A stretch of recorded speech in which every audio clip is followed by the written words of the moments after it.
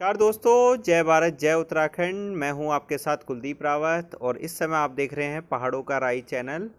और आज हम बात करेंगे हौसले की, जज्बे की और साथ में किस तरीके से एक ऐसे व्यक्ति जिसने जीवन में हिम्मत हार ली हो एक दुर्घटना की वजह से, और उसके बाद आज वो अच्छा खासा जीवन अपना बिता रहे हैं। ऐसा क्या हुआ उनके जीवन में। और मैं बात कर रहा हूँ यहाँ पे पंडित सुधीर ग्वाड़ी जी की, जो इस समय यहाँ पे मेरे सामने बैठे हैं। और हम उनसे हर विषय पे बात करेंगे। अभी आप देख सकते हैं कि जो घटना उनके साथ घटित हुई है, इनके अभी इस समय यहाँ पे हाथ एक दुर्घटना में चले गए थे और इन्होंने अपना जो भी जीवन बिताया उसके बारे में पूरी डिटेल में बात करेंगे। सर, बहुत बहुत स्वागत है हमारे चैनल पे आपका।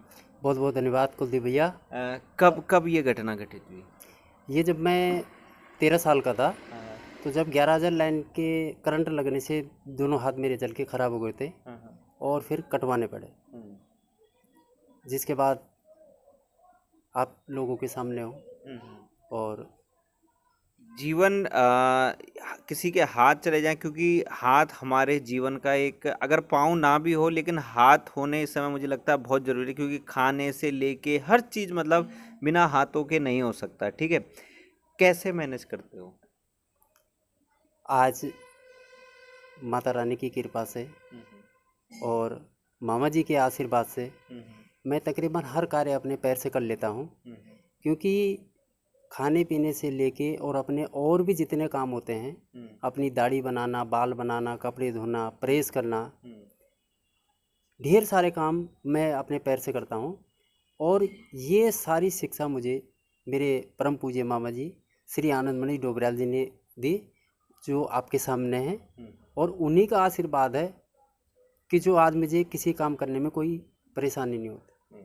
मेरे साथ जो पंडित जी के मामा जी हैं साथ में बैठे हुए हैं। बहुत बहुत स्वागत है सर आपका। धन्यवाद।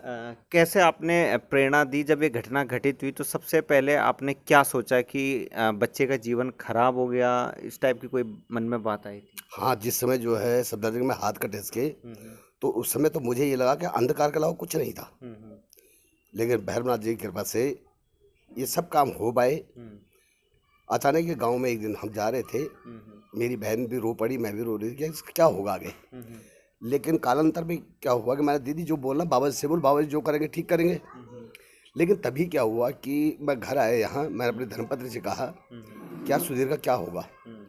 उन्होंने कहा वैसे तुम बहुत बड़े आदमी बनते हो, उसका हाथ ही तो नहीं है, पैर से बहुत कुछ कर सकता, गाने तो गा सकता है। मैंने हाँ भाई तो ठीक है।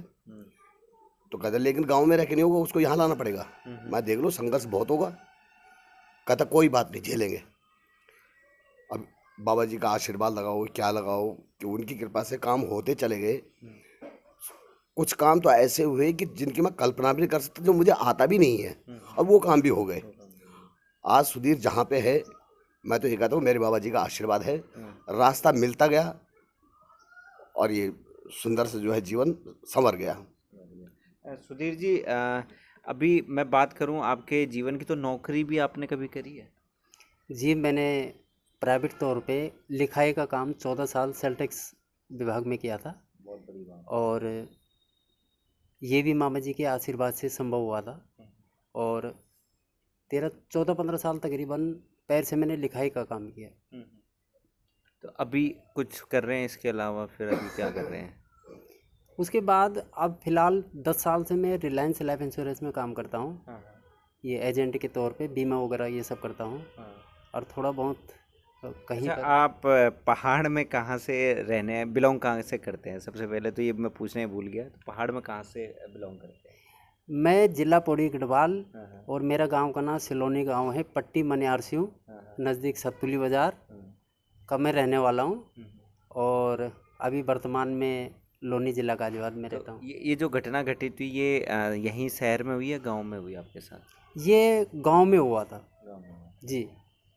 तो दोस्तों, जो लोग जीवन से हार जाते हैं, आपने कई केसेस, सुसाइड केसेस सुने होंगे, उनका जो सुसाइड करने का एक माइंडसेट हो जाता है, वो सबसे बड़ा हादसा कह लो आप, या उनके जीवन में इतनी तंगी आ जाती है, इतने परेशान हो जाते हो कि मजबूरन उन्हें ये स्टेप उठाना पड़ता है। तो मेरे सामने सुधीर जी बैठे हुए हैं, जिनके हाथ चले गए थे जब वो 11 वर्ष की आयु थी ना सर, 13 वर्ष की आयु में हाथ चले गए थे। करंट का झटका होने लगा था, लेकिन उन्होंने जीवन में हार नहीं माना, और उन्हें जो सहारा मिला, जहां इस समय आप आए दिन रिश्तों में देखते होंगे कि जो है ज़मीन के विवाद को लेके खूनी संघर्ष चलते हैं, वही सुधीर जी को उनके मामा जी का साथ मिला और हौसला बढ़ाया मामा जी ने उनका, और आज जो है वो एक सक्षम व्यक्ति हैं।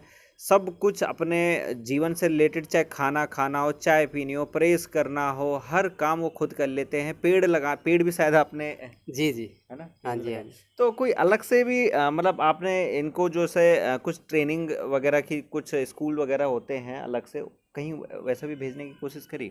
नहीं, ऐसा नहीं, ये गॉड गिफ्टेड है मेरे लिए ये। हाँ हाँ। मैं जो है, जो फिजिकली चैलेंज बच्चे होते हैं, इन बच्चों का मैं स्पेशल ट्रेनर भी हूँ मैं। अच्छा। तो ये गॉड गिफ्टेड है मेरे लिए कि मैं उनकी भाषा बोली समझ जाता हूँ मैं, हाँ हाँ। कि किसकी क्या रिक्वायरमेंट है। प्रभु कृपा है ये, तो वो करते हैं। और जैसे मतलब ये जो स्पाइस से पीड़ित बच्चे हैं, अभी 62-65 बच्चे हमारे पास वृंदावन में हैं, तो वहाँ भी जाता हूँ मैं। लेकिन ये है कि आनंद आता है कि हाँ भाई, जीवन जिस लिए मिला है उस काम को हम पूरा कर रहे हैं। हाँ जी। सुधीर जी, अभी तो आप इस समय उत्तराखंड में काफ़ी सामाजिक संस्थाएं आपको बुलाती है, मंच देती है, कभी उम्मीद थी कि जो है मुझे ऐसा मंच मिलेगा? नहीं, जब ये मेरे साथ हादसा हुआ था, खैर ऐसे तो मैंने कभी कल्पना नहीं की थी, लेकिन आज आप सब या उत्तराखंड समाज मुझे पहचान रहा है या जानता है, तो यह सब मामा जी का आशीर्वाद है। और आज जहाँ पर भी मुझे बुलाते हैं या जहाँ पर भी मैं जाता हूँ, ये सब मामा जी का ही आशीर्वाद है और हमारी मामी का आशीर्वाद। अच्छा, जितना मुझे पता है आपने कुछ गढ़वाली गीत भी लिखे हैं और गाए भी हैं, कुछ उनमें से एक गीत। हाँ जी, गाने मैंने लिखे थे और अभी भी लिखे हुए हैं। और जो एक कैसेट एक मेरी निकली थी आज से 30 वर्ष पहले, जवान छुआरा उसका नाम था, उसमें भी 2 गीत मैंने स्वयं ही लिखे थे। और उसका मैं एक गीत के थोड़ा सा आपको सुना देता हूँ। अब जमनक जवान छुआरा कन फसन कर दिना, अब जमनक जवान छुआरा कन फसन कर दिना, ढिल कमीज ढिल बनियान बैगी पैंट पर दिना, ढिल कमीज ढिल बनियान बैगी पैंट पर दिना, हाँ बैगी पैंट पर दिना, हाँ बैगी पैंट पर दिना।